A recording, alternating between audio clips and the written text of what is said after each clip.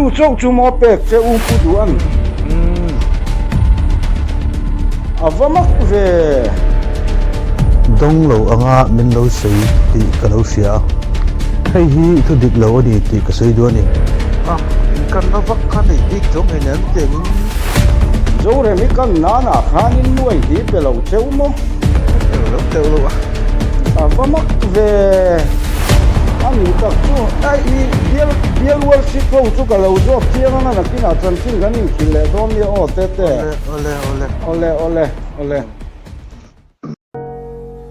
ole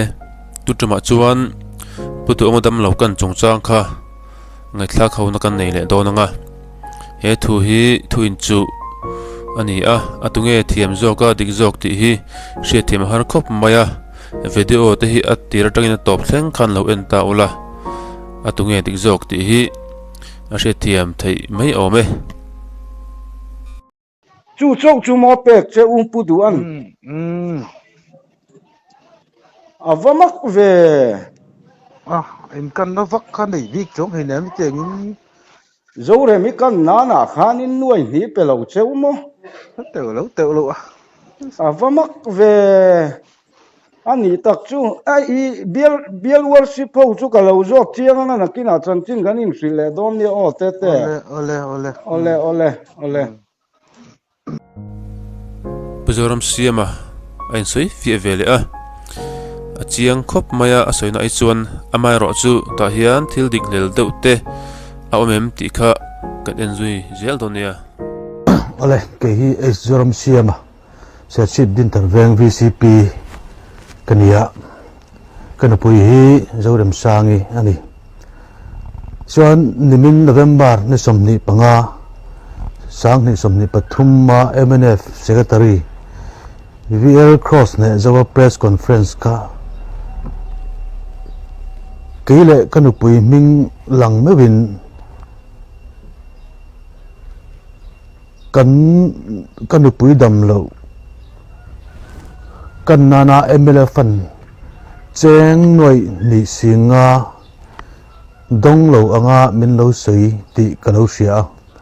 hei hi thu dik lo ani ti ka sei du ani hei hi thu dik zok chu ani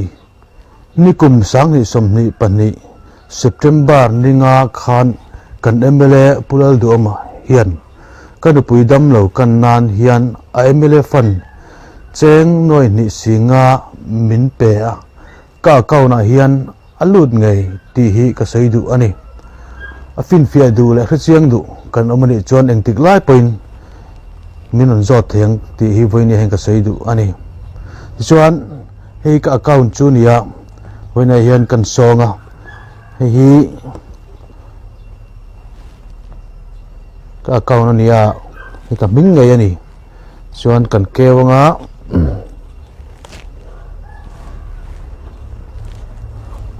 ta hian hei ninga thakwa sang ni som ni pani a hian cheng noi ni singa hi alo lut ngei ti chiang takin ka sei du ani tom nana kan sei du chu he kan dam lo na chung changa kan bial tu mla in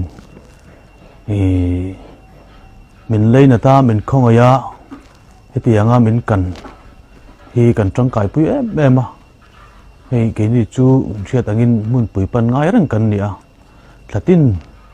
deuh tho in check apakal kan ni wangin tiang khan min leina ta min khongaya tiang hen min kana heng lai kara kan chung kwa min leina lai kara mnf general secretary mewina zoram pum huwa ba hriata hetianga min phodar sak hi kan lung oi lo khop maya bang chuan heng hi politics in chiat the na ani ti hi alang chiang em ma heng hi to nuat thleng to lo se ka du khop mai hoina kan tule la tura hi damlo kan na suma cheprel hi pulal do ma hian pe thoi ro se anan ti ani ni sari thakwa sang hi somni pathum khan aizol press club ai hian thuthar la khom tu zom tak te komin zpm chief ministerial candidate le sir chief mla ni bok pulal do man mla fan amhan dan chungchang kan lo sei to a khami tum khan pulal do ma hian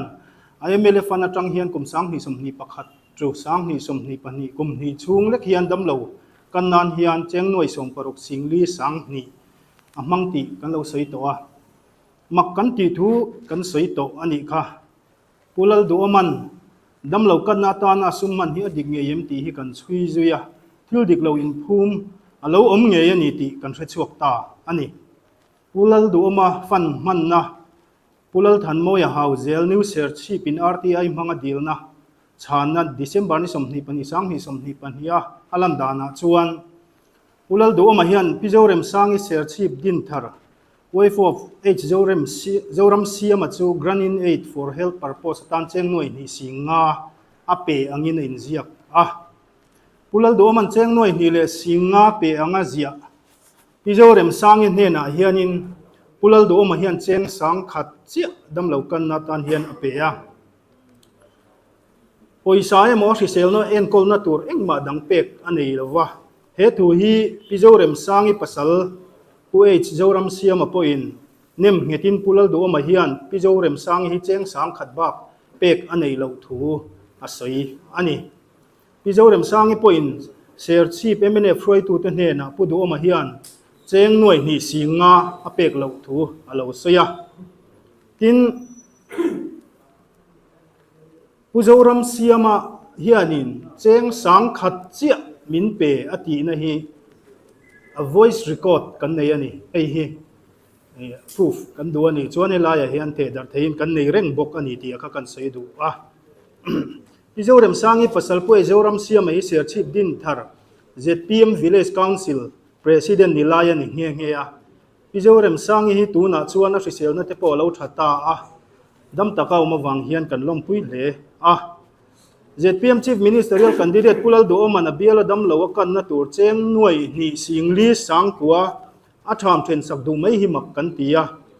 MLA jin lo bil alak mi puin a ru kan hriat chuata ka wanga akir liang khan he dam lo kan na sumalo cheprel hi adam lo kan na tur izorem sang hne na hian arang theyang berin pevat turin kan ngen ani heng te wang le abial mi puite do ta hril tam em wangin pulal duwa mai hi abiala awm ngam to manglova tun in than nai to taka po hian abiala thut chil ngam lowa atlo zeu chau ani ser chi bial ZPM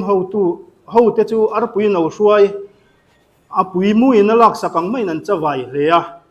MNF candidate puje mal som zwal wan chong hian pulal duwa ma ale thaldonin kan hria kan lom hle ani anan tia tun nai mai a hian tui chang biala ZPM candidate W chuan oma chuan pulal duo mahi abiala atlin lo chuan kasi thi ka kian thei hetlai biala katling ani chuan ti in